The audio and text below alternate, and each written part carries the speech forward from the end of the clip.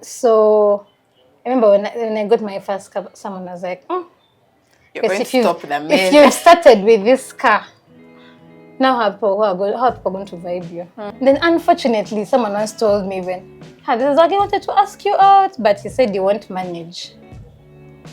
I said You manage. won't manage. Oh, so no. if I said manage, what, like, is it my character? They're like, they just said they won't manage. Now you can take yourself to good places to eat. Have you ever been married? Nothing. I'm as single as a single Pringle. I've met my brilliant friends. Brilliant, crying. You're clever. Who are you crying over? A human being. He hasn't even beaten you, like you're just crying. So I want you to look into the camera and talk to, especially the women in their single season. Just give them that one word that they can.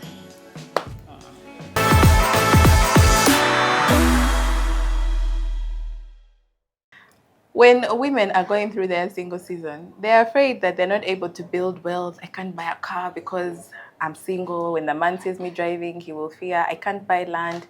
We are going to demystify some of those myths today.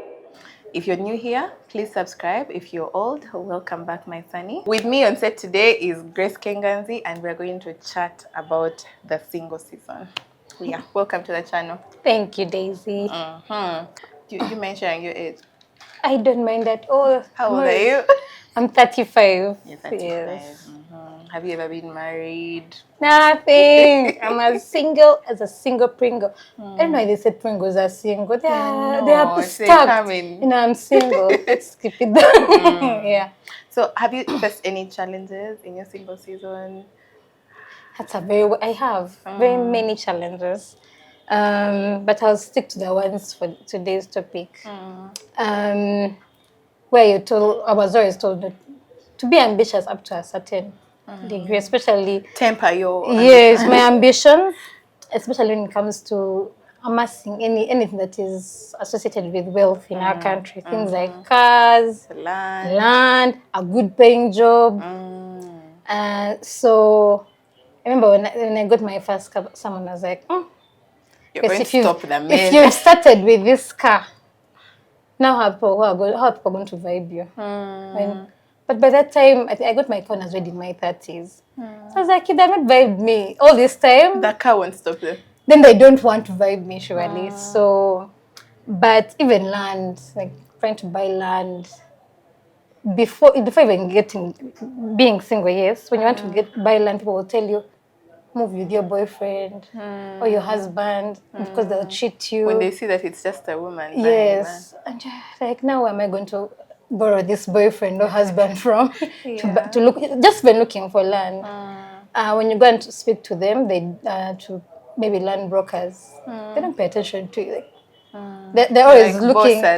Yes, like, hey, who are you?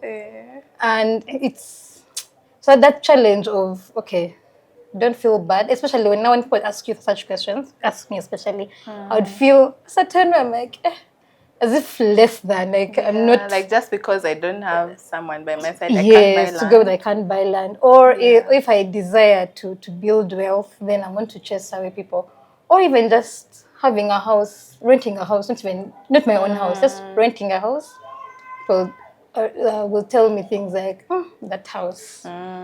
It's too good. It's not, now you're going to chase away people are going to come, buy beef from me and then go back to their houses. And so I was tempted a little to also tone down. But also by God's grace in the beginning, in my later 20s, I was still struggling financially. I had a job that was not paying that much. So, but I keep saying, even that time, they were no suitors. Coming. So money won't stop them. Yes, I stopped thinking like that. And then as a Christian, of course, it helps. It helps because I'm reminded that wealth and money come from God. And it's my responsibility to make sure I actually have these things that I can contribute to society. I mean, if a car allows me to give lifts to people, a good house allows me to host people when they sell, or a lady, just wants a break, and I can host her at my home. And so I should stop feeling bad. So that has helped me with dealing with those feelings of maybe Should I'm I chasing. buy this Range Yes, maybe I'm Rover? chasing a woman, or I should fast wait to get married, then start doing these things. Start When you're looking for married, land it's like start living after you're when you're married. married. Don't buy the nice sofas you saw. Wait until you're married. What if you get married and then the guy doesn't like the chairs? This this fictional man that holds us is always holding us back. It's so weird. Like it's fiction. He's not there, Doesn't but exist. he's holding you back. Yes. So yes, I've faced those challenges from. I don't even know their well meaning, and especially people who don't even know you that well who are telling you those things. So I'm like, seems you want to stay single, you're going to intimidate people. Then unfortunately, someone once told me when, this guy wanted to ask you out, but he said he won't manage. I said You manage. won't manage. Oh, So no. if I said manage, what, like, is it my character? They're like, they just said they won't manage. Now you can take yourself to good places to eat. And I said, and now what should I start doing? So that, I think there's a time where I struggled with that. Should I, even when I go to a place, I won't post about it. I won't talk about it. I'll go and have my solo date. No, But also I like to share where I am, what where you've I've done. eaten, yes. And I like to try new places. Yeah. So I realized no, I can't live for this imaginary person. Yeah, if you're watching this video, you share this video with that man, the one that you feel is being limited, because just share it actually on your status so that they can know that just because you're driving a car, just because you're able to take yourself somewhere, it doesn't limit them approaching you, because especially if your character stays humble, like you're still humble, don't assume that this girl is going to chase you away just because you can't take her to where? Serena. And funny thing is, most times people don't even. We're not going to Serena every. Thanks. You're not going to Serena every day. Yeah. It's once in a while, and those are they're back burner things. Like they're not fundamental. They're not fundamental things. Yeah. And of course, I keep saying sometimes Christian girls we suffer with the world because we want to live like the world, and so. Some of the struggles also has been the temptation to give in to that. So okay, now I can afford, let me just spend, and buy what I want. After all, I'm single, I have no children. Let me enjoy my life. And it's very tempting. But what always holds me back is 1 Timothy chapter 6, verse 6. Contentment. Godliness with contentment is great gain. Yeah. Someone is reminding myself, where's my contentment coming from? Yeah. Because again, I don't want, people keep saying people idolize husbands, married people idolize husbands, people who are dating idolize boyfriends. And so as a single girl, sometimes I can also idolize money. Yeah. And the things I have bought with the money. So I'm very careful not to do that. So if I've been blessed with something and I'm praying and I've been convicted to give, I give, even if most times it's very painful because you've just seen, DK has just advertised those nice glasses and I have no glasses. But I'm like, but what are glasses? Yeah. So I've been learning contentment by like money is a tool. Wealth is just a tool. It's not an identity. It's not my identity. Just like yes, I'm single, but it's not my full identity. So I'm learning to treat that, to deal with money and wealth God's way. Because whether I'm single or married, it will have to be the same. Yeah. It will have to be the same. So I'm always reading about God and money. If there's a seminar, on giving, on generosity, I will be there because I don't want it to become my idol. I'm like Paul, I have known what it means to lack and what it means to have, and God has been, for me hasn't changed. Yeah. And so just keeping my eyes on that when it can be hard. Yeah. When you get a salary increase, and you just see where the white possibilities, solo trips. Yeah. Because these things are not bad, but most times I'm like, what The am heart I? that is done. Yeah, that is behind it. Yes, like, what do I want to go on a solo trip, for example? And I'll examine and realize I'm not even tired. I don't need a trip. But it would be nice for the gram, those photos. Finally go to a place I've been seeing on TV. Someone is saying, okay, I will go one day, but right now, no, there's this need. Even just having money to spoil my siblings is for me, it's an important thing. I can never support my siblings and my parents. I think my parents, when they are superstars, I allowed. So just spoiling them a movie here and there, I want to eat this, and just being able to do that, for me, it's a blessing. And so in those moments where I'm tempted or I'm, feeling a certain way, feeling like maybe having these things is holding me back from getting my, I think that place of gratitude has helped me not feel very bad about it. The other struggles I have is, how society has also made money about men should be the ones providing, especially for certain things. Even in there are marriages where the woman earns more than the man. So if you've not even tempered your expectations down here in dating, how are you going to survive such a marriage? Let me say, even in singlehood, people will tell you, why are you paying for this? You're a girl. I'm like, so what? How am I supposed, what does a girl have, being a girl, have to do with this? And so sometimes I'll have a huge bill. Yesterday I had a bill. They gave me my bill I took my car for servicing and checkup. They gave me my bill. I kid you not, I looked behind. I don't want them to see all this money. No, to see who's supposed to pay for this bill. It was the first time I'd been given a car bill that big. And when I sent someone the message, I'm like, my car bill is high. Then she said, Grace, don't you have someone who can help you pay? I'm like, whom? Maybe my first offense was my parents. I'm like, I can't disturb my parents. Like, your parents, Grace, be serious. Don't you have someone? I'm like, who? I'm not married. I'm not, even if I was dating. For me, I feel like... I think it's also just the expectation we've put on men to cater for these bills. There's someone I was watching a video, I think it was a reel, and someone was saying, she dumped her boyfriend on the third date because he hadn't given her money. I think I saw that. Yeah. It's so ridiculous. Yeah. It's so ridiculous. Why are you expecting your boyfriend to give you money? Is he a bank? Bank? Even banks, you have to. There's a reason why you're drawing the money. So those moments where I feel like where the societal expectations now come, I feel that thing of also just sometimes I think it's also not for them to pay, but someone to vent to. Like I see my friends who have husbands, they're like, can you imagine? And the guys are like, my car broke down. Now your car broke down. My car broke down. It's Grace. I had to drive to the garage. They check. And then I just have to pray that they're not cheating me because how will you know? How will I know? And so they gave me that bill.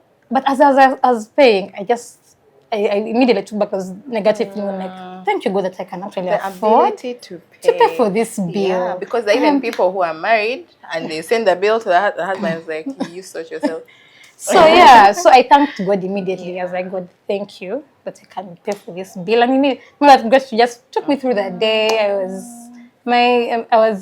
was feeling very, very good about myself. So what were the steps you took to overcome the societal pressure, expectations, and the fears? I don't know if I took. They were not conscious steps, but I think being raised in a family where we are empowered, whether you're a girl, whether you're a boy, whether you are married, already that I didn't even. It took me a while to realize there were certain societal expectations. So I grew up knowing I want to just read my books, work hard. Get a good job and make money. It never occurred to me that I have to hold myself back because I've not seen that a lot in my family. It's until I think university that it started hitting me that okay, when you're ambitious, then you are put off. Like when it was that thing called that campus benching. When guys would come for benching, and then you'd hear them telling I had a guy telling one of my roommates, your roommate is too serious. We won't manage. I'm like, well. What am I supposed to be? And the too serious was I was reading. On my bed reading my books. Wow. We had gone to university to read our books, but alas. So what helped me in that moment was just, let me do what I'm supposed to do in this time. I'm supposed to be reading my books. Also, it helped that, I had that thing of it. I was very pragmatic. It's time to read my books. I'm going to read my books, no distractions. And then I think now what helped even better, I thank God so now when I got born again, I grew up in a church, very Christian, but more religious. I wasn't really. So by the time I started feeling the pressure, I had become born again. And by God's grace, one of the first topics at church, when I just started going to church regularly, was about relationships, biblical manhood. And I think that gave me a good foundation because the reverend at the time really, and his wife really stressed the fact that we shouldn't let societal expectations define us. They were very big on God's identity, who we are in Christ. And I think that for me, it gave me a good rooting. And then, so yes, believing what they were saying helped. Believing what the Bible was saying helped. Then I've also surrounded myself with married people. I know it seems like the opposite. Yeah. I know it seems like the opposite, but I've surrounding myself with good married people. First of all, it helps me not idolize marriage because the people I've surrounded myself with are very real. They show you the highs, the lows. Yes, the highs, the lows. Yeah. We are always in. When I say we, like other single people, we're always in their home. We are free with them. We start to see that they're just living their lives normally. Yeah. But also, most of them have provided like a safe haven for. Not like when I was talking about the car, like some of them I can talk to them about the car. It's not a weird thing of I talking to my husband. Like we're free, friends, we are friends. It's very nice. It's very nice to surround myself with these like-minded, yes, similar values. Yes, even fellow singles. It's good to hang out with fellow singles. The only problem is that sometimes when you hang out with fellow singles, it's what you just in the way for like everyone sees you together, everyone is like you, and you're like, guys, we're just hanging out. And so that's the only downside to we can't just hang out. So yes, it helps to just be around like-minded people. And then again, as I mentioned, I read a lot on God and money, and so just letting go. It's hard, but just surrendering that thing of when I get the money, it's not mine. This is God's money, and to pray and ask, how do I steward it? Yes, where do you want me to put it? So even giving, I plan for it. I budget for giving.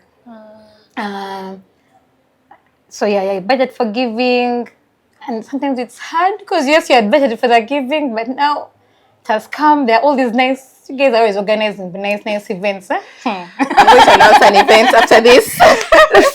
so you want to go for these things. Yeah. But I've learned that if I pray and ask, and if I pray and I ask, God will make a way for me to still do the things I want to, but I still have to honor the pledge I made. And so just being grounded in God, surrounding. And I feel like those are the normal biblical principles, but sometimes I think we forget fellowship. Yeah. Reading the word, because yes, all these blog posts are nice, the podcasts, but I test them against the word of God, because everyone is saying yes, especially what the prosperity gospel has done. I mean, there are friends who feel with the things I do, and some people think I'm foolish for doing them. Like, no, you'd be so far. So now that sometimes the society expectations are on that regard of you need to be far, you should be doing this, you should. And they're nice, but no, that's what God is saying. Sometimes just be where you're supposed to be, and trust that God will look after me. So just and I we keep saying daily. I feel like sometimes it's an hourly commitment to say, what, God, I'm going to trust you. Also, be real. When I'm feeling lonely, I will be like, Grace, this is loneliness. Now what do? We have prayed. Maybe just don't isolate me. Like, if I'm feeling, I'll make sure I leave the house. Just be around people. Yeah, because in isolation, it's going to create your mind you start to feel like, why me? I mean, I've told you I'm 35. I've never dated. So already that is insecurity of what's wrong with me. Nothing. Yeah, and I know there's nothing wrong with me. So those insecurities can creep into even how I steward money. I can want to now use money to fill up any emptiness. And you never will. Never. So yeah, like an hourly. I mean, there are times whenever I'm feeling very unstable and I don't even know why, whether it's anxious, whether it's anything, I just open my Bible up and start reading randomly, like just be in the Word. Yeah, I feel like we've allowed society and its expectations to become louder than the Word of God. And so we have put pressure on ourselves that we shouldn't even be feeling, put pressure on people that they shouldn't even be feeling. And I've also noticed that many people who are in their single season are waiting wrong. Yes. Like you're waiting and you're desperate. It's just like... you're counting down the time, or you're even doing all sorts of things just so you can make your waiting shorter and not according to God's timing. Yeah, and that's why we're going to have the Bloom event. It's going to be this particular one is for singles. It's in March. I'm going to share the details on my Instagram.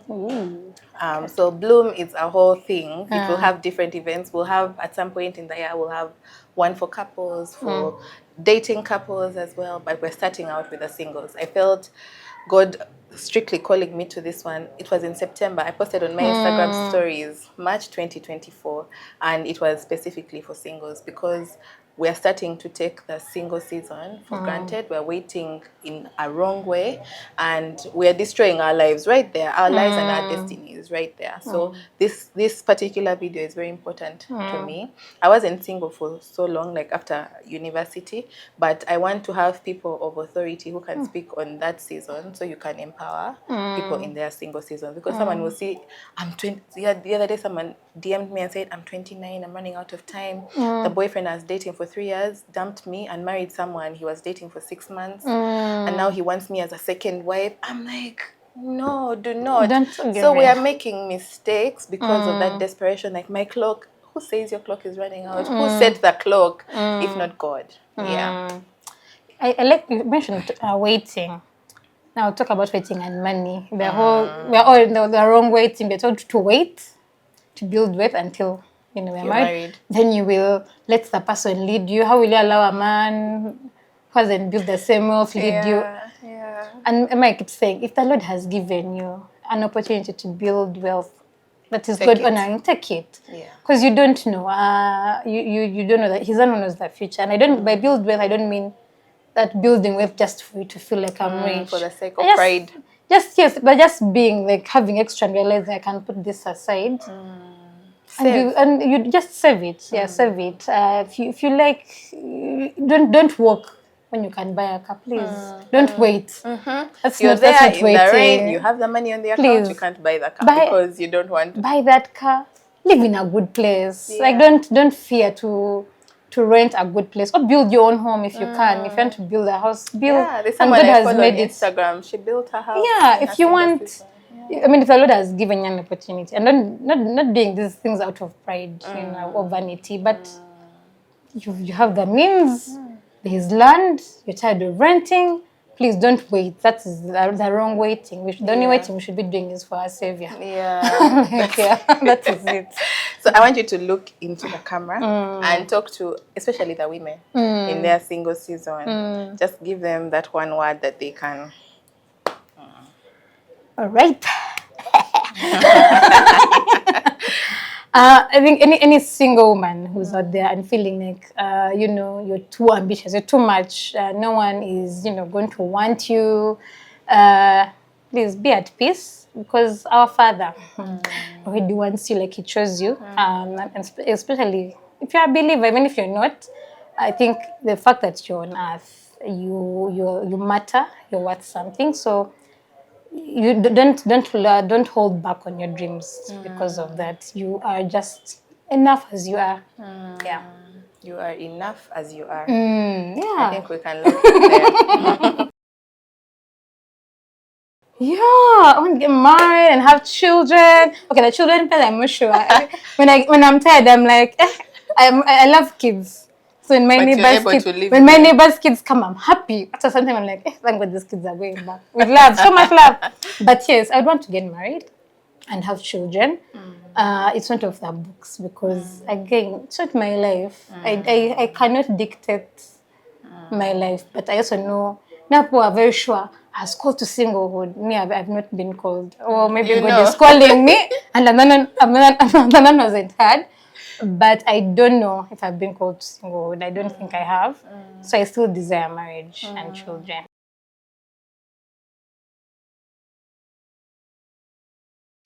As I said, I think it was because I had not.